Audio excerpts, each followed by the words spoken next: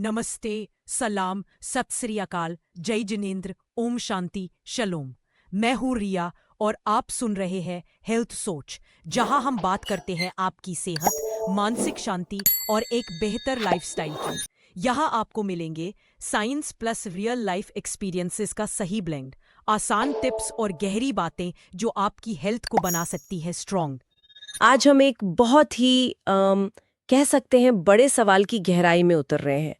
क्या हम भारतीय मतलब क्या हम वाकई 100 साल का स्वस्थ जीवन जी सकते हैं? हमारे पास पारंपरिक ज्ञान का इतना बड़ा खजाना है, योग है, आयुर्वेद है, हमारी सदियों पुरानी खाने पीने की आदतें हैं। हाँ, बिल्कुल। लेकिन साथ ही ये जो आजकल की भाग दौड़ वाली जिंदगी है, उसकी चुनौतियां भी कम नहीं है। हाँ, तो आज की हमारी ये जो पड़ताल है, ये इसी संतुलन को समझने की कोशिश करेगी। हाँ, देखेंगे कि क्या हमारी विरासत और आज की जो समझ है वो मिलकर हमें एक लंबी सेहतमंद जिंदगी का रास्ता दिखा सकती है। ये वाकई एक अहम चर्चा है। देखिए, अक्सर जब लंबी उम्र की बात होती है तो दुनिया जापान के ओकिनावा जैसे ब्लू जोन्स की तरफ देखती है। हाँ, ओकिनावा का नाम तो बहुत सुना है। वहाँ के लोग ना सिर्फ ज्यादा जीते हैं, बल्कि उनका बुढ़ापा भी काफी एक्टिव और हेल्दी होता है। तो ये देखना दिलचस्प होगा कि भारत के पास अपनी परंपराओं में ऐसा क्या है जो शायद हमें भी उसी तरफ ले जा सके। या हो सकता है कि हमारा कोई बिल्कुल ही अलग एक भारतीय मॉडल बन जाए। बिल्कुल। तो आज हम ओकिनावा से थोड़ी प्रेरणा लेंगे, लेकिन फोकस हमारा अपनी जड़ों पर ही रहेगा। हाँ, हम योग और आयुर्वेद के जो सिद्धांत हैं उनको थोड़ा खंगालेंगे, हमारे पारंपरिक खाने की बारीकियों को समझेंगे, बिल्कुल। और ये जो उपवास वगैरह की प्रथाएं हैं हमारे यहाँ, हाँ, फास्टिंग। उनके पीछे का विज्ञान और आध्यात्म दोनों को जानने की कोशिश करेंगे। और साथ ही ये भी कि आज की लाइफस्टाइल में इन सब चीजों को कैसे फिट किया जाए। और हाँ, वो सुपर फूड्स भी, अरे हाँ, सुपर फूड्स। जो अब पूरी दुनिया में फेमस हो रहे हैं, लेकिन हमारी रसोई में तो हमेशा से थे। सही बात है। हल्दी, आंवला। हाँ, उनकी भूमिका पर भी बात करेंगे। और आखिर में एक नया सा कॉन्सेप्ट उभर रहा है, बायो हैकिंग भारतीय स्टाइल। बायो हैकिंग सुनने में थोड़ा टेक्निकल लगता है। हाँ, लगता है। तो इसे भी समझने की कोशिश करेंगे कि क्या ये सिर्फ एक फैंसी नाम है या इसमें सच में हमारी सेहत को बेहतर बनाने की ताकत है। तो लक्ष्य तो साफ है, पारंपरिक ज्ञान और मॉडर्न साइंस, इन दोनों को मिलाकर भारतीय लंबी उम्र के रहस्यों को उजागर करना। चलिए शुरू करते हैं, देखते हैं ये पड़ताल हमें कहाँ ले जाती है। सबसे पहले ओकिनावा पर थोड़ी और बात करते हैं। आपने कहा कि उनका उदाहरण महत्वपूर्ण है, क्यों? देखिए, ओकिनावा इसलिए महत्वपूर्ण है क्योंकि वो दुनिया की उन गिनी चुनी जगहों में से है जहां बहुत ज्यादा लोग 100 साल से ऊपर जीते हैं। अच्छा। और सिर्फ जीते नहीं, अच्छी सेहत के साथ जीते हैं, एक्टिव रहते हैं। जब वहां स्टडीज हुई तो कुछ कॉमन बातें सामने आईं, जैसे उनका खाना ज्यादातर पौधों पर आधारित है। मतलब सब्जियां ज्यादा? हाँ, स्थानीय सब्जियां, समुद्री शैवाल, सीवीड और थोड़ी मछली, खासकर वो बैंगनी रंग का शकरकंद होता है ना, हाँ, स्वीट पोटैटो खाते हैं। फिर नियमित लेकिन हल्की फुल्की कसरत, जैसे बागवानी करना, चलना फिरना। बहुत ज्यादा इंटेंस वर्कआउट नहीं? नहीं, ज्यादातर नहीं। और एक और बहुत जरूरी चीज, क्या? उनका सामाजिक ढांचा, सोशल लाइफ, वो कैसे? हाँ, वहां मोआई नाम की एक परंपरा है। ये बचपन में बने हुए सोशल सपोर्ट ग्रुप्स होते हैं। अच्छा। ये लोग जिंदगी भर एक दूसरे का इमोशनल और कभी-कभी फाइनेंशियल सहारा भी बनते हैं, अकेलापन नहीं महसूस करते हैं। ये तो कमाल की बात है। बिल्कुल। इसके अलावा जीवन का एक उद्देश्य होना, जिसे वो इकिगाई कहते हैं। इकिगाई मतलब जीने की वजह। हाँ, बिल्कुल। और तनाव कम करने के तरीके अपनाना, ये सब चीजें मिलके उनकी लंबी उम्र में योगदान देती हैं। तो भारत के लिए इसमें क्या सबक है? क्या हमारे यहाँ भी ऐसी चीजें हैं? हमारी पारंपरिक डाइट तो काफी हद तक प्लांट बेस्ड ही रही है, दालें, सब्जियां। सही कहा आपने। भारत की जो पारंपरिक थाली है, अगर उसे सही तरीके से खाया जाए, प्रोटीन, सब्जियों से विटामिन और मसालों से औषधीय गुणों से भरपूर होती है। और हमारे यहाँ भी परिवार और समाज का ताना बाना बहुत मजबूत माना जाता रहा है। लेकिन कुछ फर्क तो होगा ना? हाँ, फर्क है और बारीकियां हैं। जैसे ओकिनावा की जो पारंपरिक डाइट थी, उसमें प्रोसेस्ड फूड लगभग नहीं था। अच्छा। भारत में अब वो स्थिति तेजी से बदल रही है, खासकर शहरों में। हाँ, ये तो है। और जहां तक सोशल कनेक्शन की बात है, तो आजकल की लाइफस्टाइल, लोग काम के लिए घर से दूर जा रहे हैं, थोड़ा इंडिविजुअलिज्म बढ़ रहा है। उसने उस पारंपरिक ताने बाने को कहीं ना कहीं थोड़ा कमजोर तो किया है। मतलब सिर्फ परंपरा का होना काफी नहीं है, उसे आज के जमाने में एक्टिवली बनाए रखना और अपनाना जरूरी है। बिल्कुल। ओकिनावा से शायद यही सीखना है कि ये चीजें अपने आप नहीं होती, ये एक लाइफस्टाइल का हिस्सा होती हैं जिसे निभाना पड़ता है। आपने बिल्कुल सही पकड़ा, हमें अपनी ताकतों को पहचानना होगा और उन्हें आज की चुनौतियों के हिसाब से ढालना होगा, अडेप्ट करना होगा।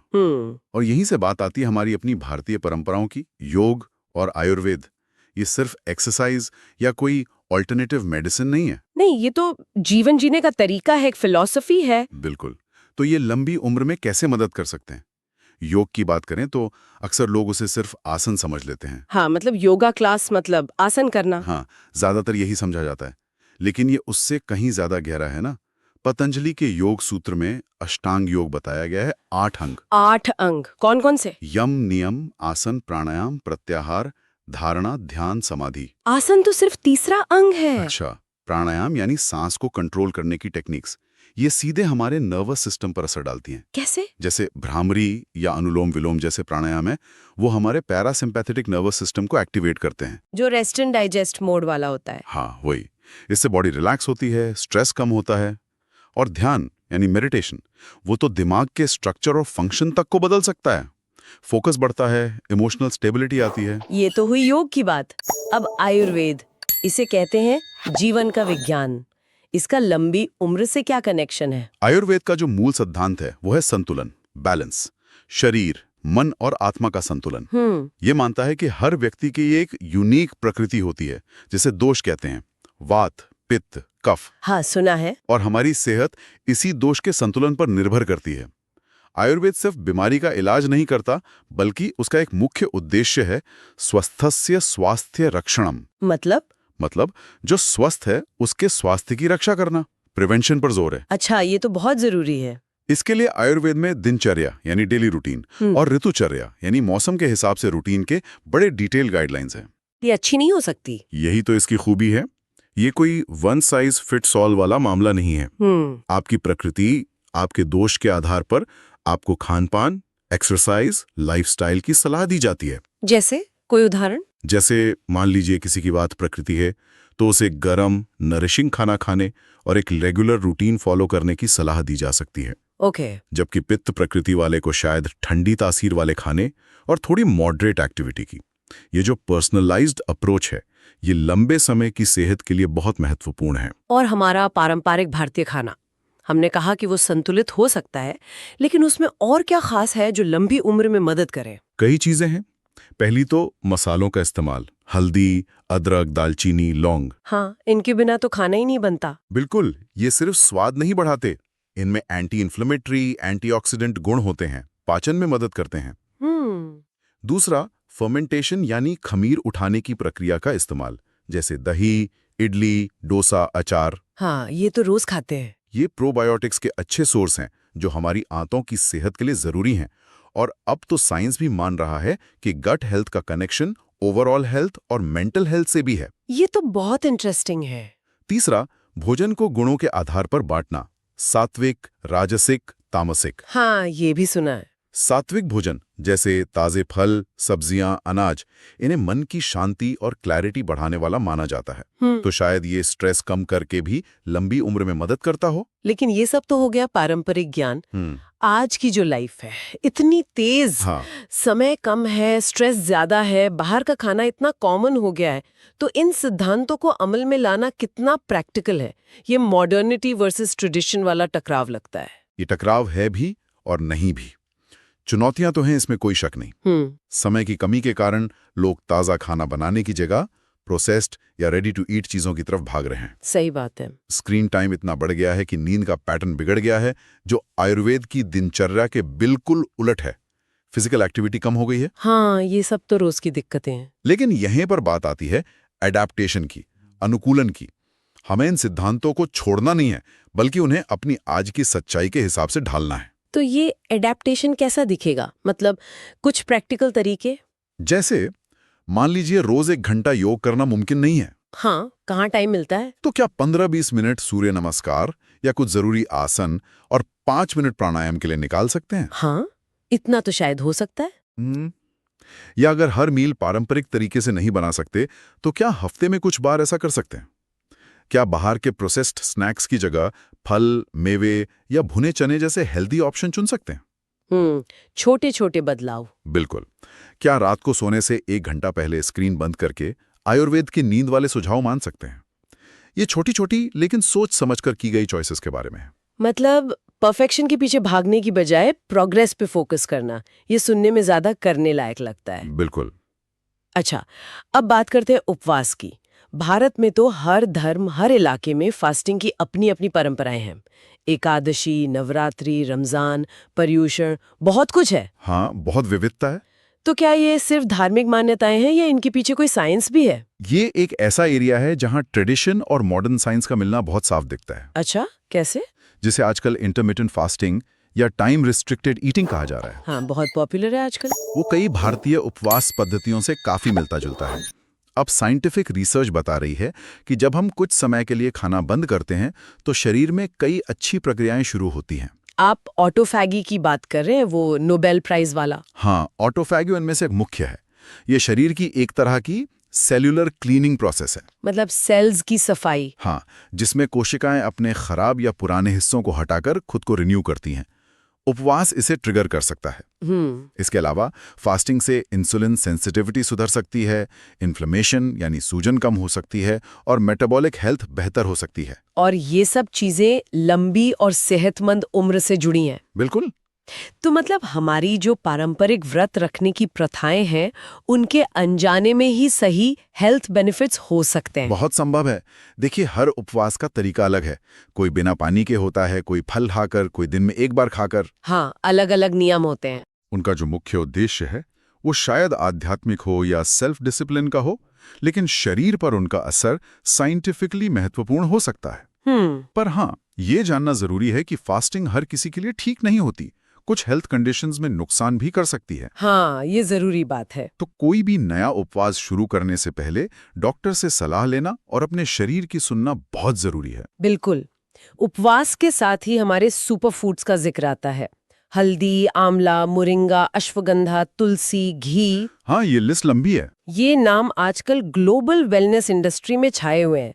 क्या ये वाकई इतने चमत्कारी हैं जैसा बताया जाता है? चमत्कारी शायद सही शब्द ना हो। हाँ, थोड़ा बड़ा चढ़ाकर लगता है कभी कभी। हाँ, लेकिन ये बहुत शक्तिशाली जरूर हैं। ये पौधे और खाने की चीजें पोषक तत्वों, एंटीऑक्सीडेंट्स और बायोएक्टिव कंपाउंड से भरे होते हैं, जिनका शरीर पर खास असर पड़ता है। जैसे हल्दी?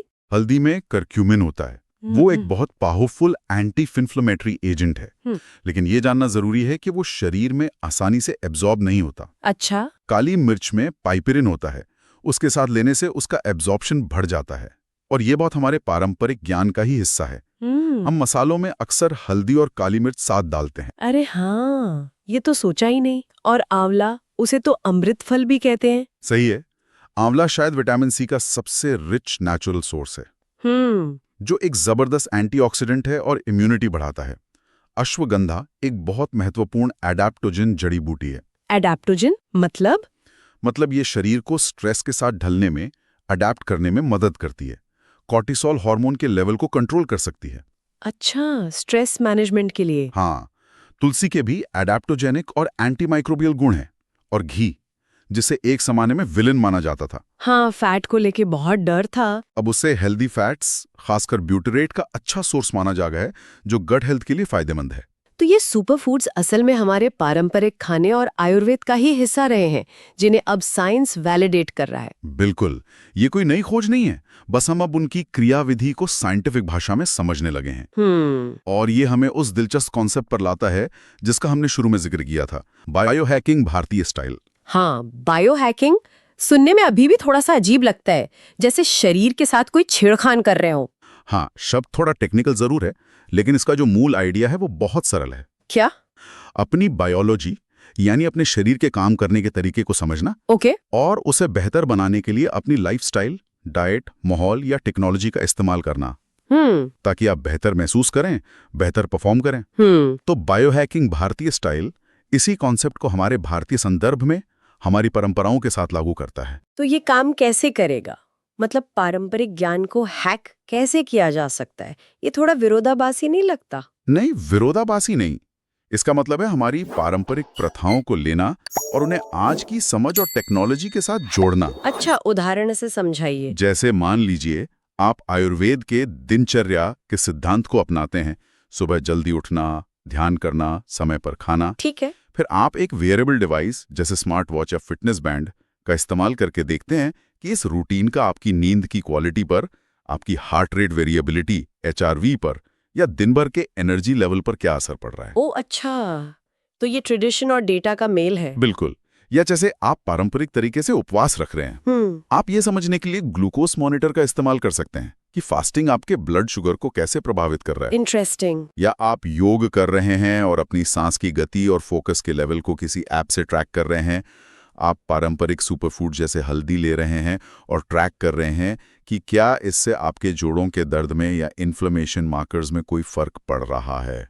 तो मतलब ये है कि हम अपनी पारंपरिक चीजों को ही और गहराई से समझ रहे हैं डेटा की मदद से। हाँ बिल्कुल, ये प्राचीन ज्ञान को पर्सनलाइज करना है और उसके असर को मापना है। तो ये परंपरा को नकारना नहीं हुआ, बल्कि उसे व्यक्तिगत अनुभव और वैज्ञानिक पुष्टि के जरिए और मजबूत करना हुआ। आपने बिल्कुल सही समझा। ये तो एक तरह से अपनी जड़ों को फिर से खोजना है, लेकिन आज के टूल्स और नॉलेज के साथ। बिल्कुल, ये अपनी विरासत का सम्मान करते हुए उसे आज के लिए ज्यादा रेलेवेंट और असरदार बनाने का तरीका है।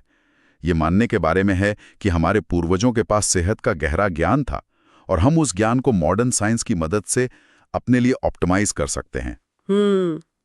अतीत और भविष्य के बीच एक पुल बनाने जैसा। हाँ, कह सकते हैं। तो आज की हमारी इस पूरी चर्चा का सार क्या निकलता है? हमने देखा कि 100 साल के स्वस्थ भारतीय जीवन की जो संभावना है वो सिर्फ एक सपना नहीं है। नहीं, बिल्कुल नहीं। हमारे पास योग, आयुर्वेद, पारंपरिक खानपान, उपवास जैसी बहुत शक्तिशाली प्रथाओं की एक समृद्ध विरासत है। हाँ, हमने ओकिनावा जैसे उदाहरणों से प्रेरणा ली, लेकिन ये भी समझा कि भारत का अपना एक यूनिक रास्ता हो सकता है।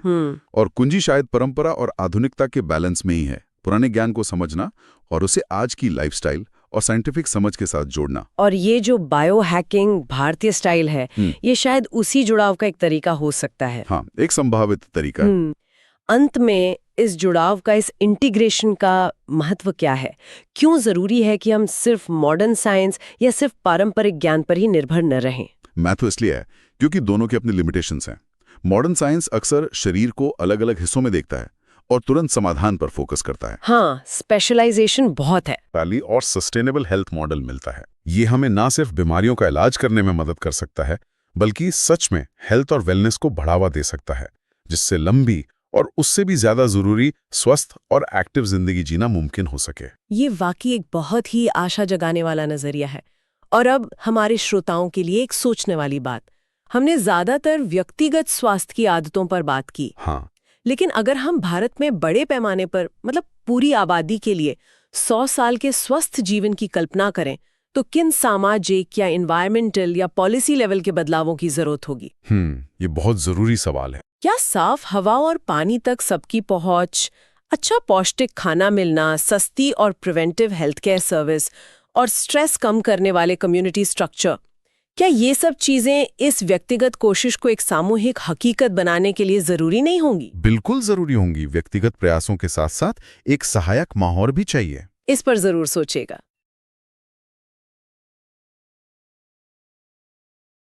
ये थी आज की हमारी हेल्थ सोच।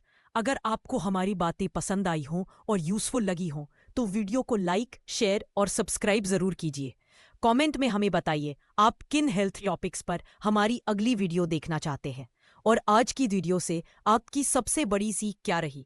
आपके कमेंट्स हमें मोटिवेट करते हैं और हम सब मिलकर एक हेल्दी और अवेयर कम्युनिटी बना सकते हैं।